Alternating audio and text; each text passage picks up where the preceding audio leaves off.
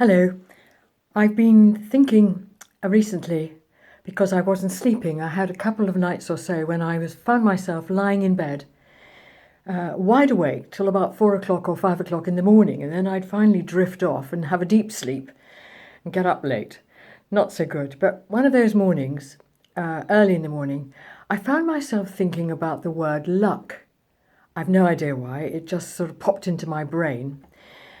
And you have the expression, oh, well, good luck. And then for perhaps people who are going off on a trip or a jaunt or something like that, even at getting married, wish you all the luck in the world. Something nice happens to somebody and they'll tell them, well, aren't you lucky? You are the lucky one. Luck doesn't come my way, kind of thing. And so on. And I thought, hang on, should a Christian have these words in the vocabulary? I don't know about you, but I try very hard not to talk about luck. Occasionally, very occasionally it pops in, but it shouldn't, I don't think, because the Lord blesses us and He is our strength and our great joy. And I want to read to you today from a few verses from Psalm 112. And it goes like this. Is from the NIV. Praise the Lord. Blessed is the man who fears the Lord, who finds great delight in his commands. His children will be mighty in the land. The generation of the upright will be blessed. Wealth and riches are in his house, and his righteousness endures forever. Even in darkness, light dawns for the upright, for the gracious and compassionate and righteous man. Good will come to him who is generous and lends freely, who conducts his affairs with justice. Surely he will never be shaken. A righteous man will be remembered forever. He will have no fear of bad news. His heart is steadfast, trusting in the Lord. His heart is secure. He will have no fear. And I thought, well, those are such wonderfully encouraging words. And the beginning, praise the Lord, blessed is the man who fears the Lord, who finds great delight in what? In his commands. So his commands are calling us to be obedient.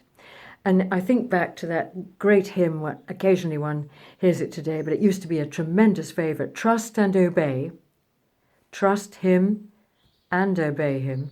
For there's no other way to be happy in Jesus but to trust and obey. And it's the obeying bit that's the tough bit, so that we obey his commands.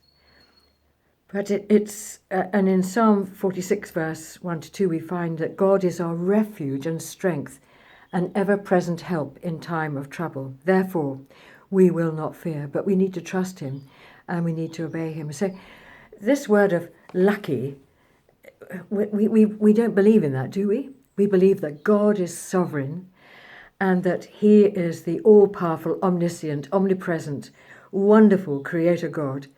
We don't need to think about fate or luck. So I just want to urge Christians to remove it from their vocabulary, because God is there for us. And he doesn't want us to, we do worry, of course we do, and we're living in difficult times, but we need to try and push that worry onto his shoulders.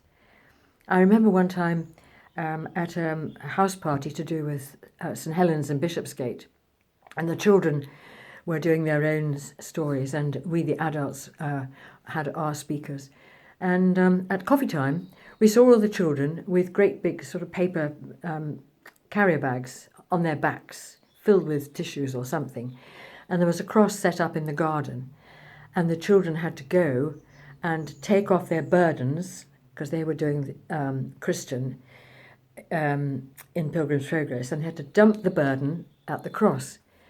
But so easy to go and pick that burden up and put it right back on again, because we don't trust him enough to let go things that we're in control of. So I hope this might encourage you not to think about luck or even the expression good luck. Try and find something else in your vocabulary, because we are trusting in the Lord Jesus, who will never let us down. And the final lovely, lovely blessing from God, which was given to Moses for the people of Israel in Numbers chapter 6, verse 24 to 26. The Lord bless you and keep you. The Lord make his face to shine upon you and be gracious to you. The Lord turn his face towards you and give you peace. So I hope you have a really good day.